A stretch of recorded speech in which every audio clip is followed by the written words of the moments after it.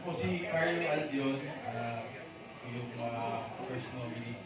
Naikwento nila sa akin dati ni Tita Rads na dahil palalo daw yung anak kalusugan na party list. So sabi ko, lakas naman ng DPS. Sa akin din naman, sana ganun din.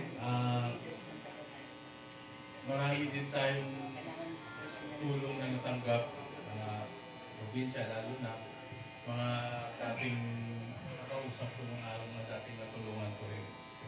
Bigyan ko lang kayo ng brief background sa akin. Ako po ay dating graduate po ako ng Philippine Drug Enforcement Academy. Nanguhuli ako ng mga bibeta ng droga. Naging boss ko, yun yung parang mentor ko na nagbubog sa akin.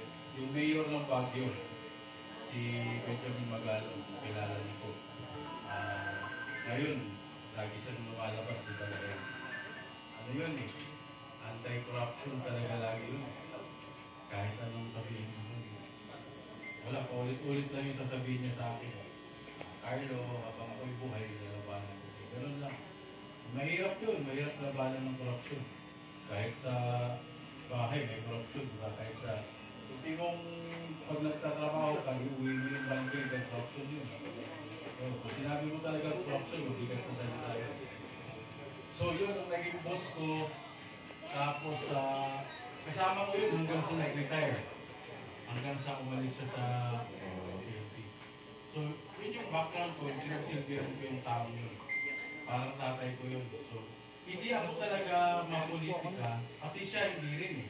Actually, nung bago siya tumakbong mayor, nagsabi siya sa akin, hindi na ako tatanggapin ko na ako.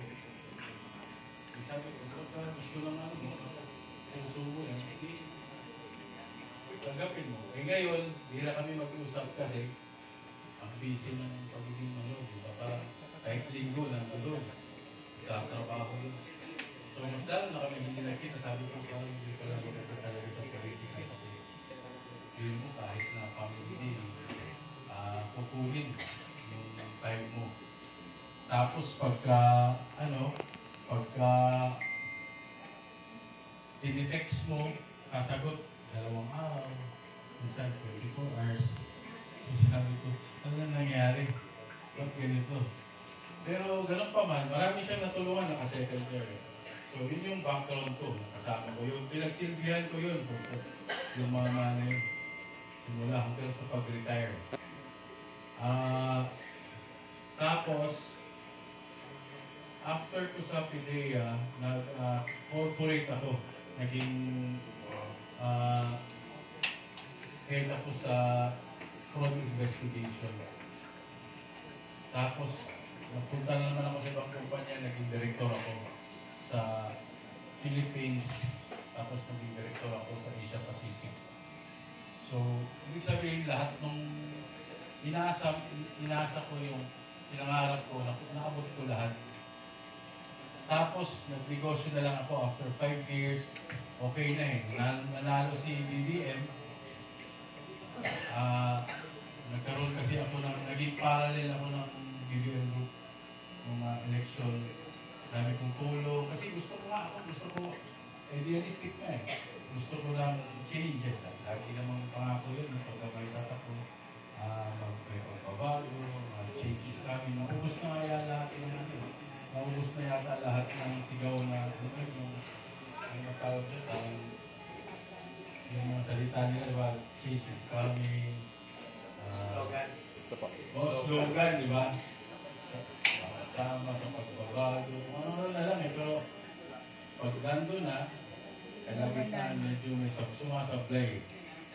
Kasi mahirap pangako eh. Yung minsan yung nangako kapag hindi mo kayang gawin, ingat ka dun. So gano'n din yata. May nakausap akong abogado kapag pinagkwentuhan namin yung mga nakalusugan. Gano'n din ang sabi niya, ang sama ng loob niya. Tapos sabi niya sa akin, bakit ano ka ba? Sabi ko, nominee rin ako ng party list na alam ko yung BTS. Alam niyo yung BTS eh. Sabi niya, ilang nominee ka ba? Sabi ko, first nominee. Mamaya bago ako lumapit sa sabi ko, tulungan kita. Taga Batangas to. Tulungan kita kasi baka sakali ikaw tutuparin mo yung mga pangako. Hindi rin naman ako mangangako ng hindi kayang gawin. Example lang is yung social pension na 1,000. Mabigat yan, sa totoo lang. Pero yan, hindi mo na pwedeng dagdagan yan sa ngayon. Parang imposible yan. I-times mo yung 1,000 sa number of senior citizens, parang nasa 10 million ba? Senior citizen. 11 million. Times mo sa 1,000, ilang billion yan. Kada buwan. Di ba? So hanggang dyan ka lang talaga mag-six. So ipa-fight mo lang dyan, kaya na sinabi ni attorney, maibigay mo sa lahat ng tao. So yun talaga yung pangarap ko. Kasi yung mga senior citizen, ako kasi yung magulang ko, pero pampered ko yun. Pati mga tsahin ko, pati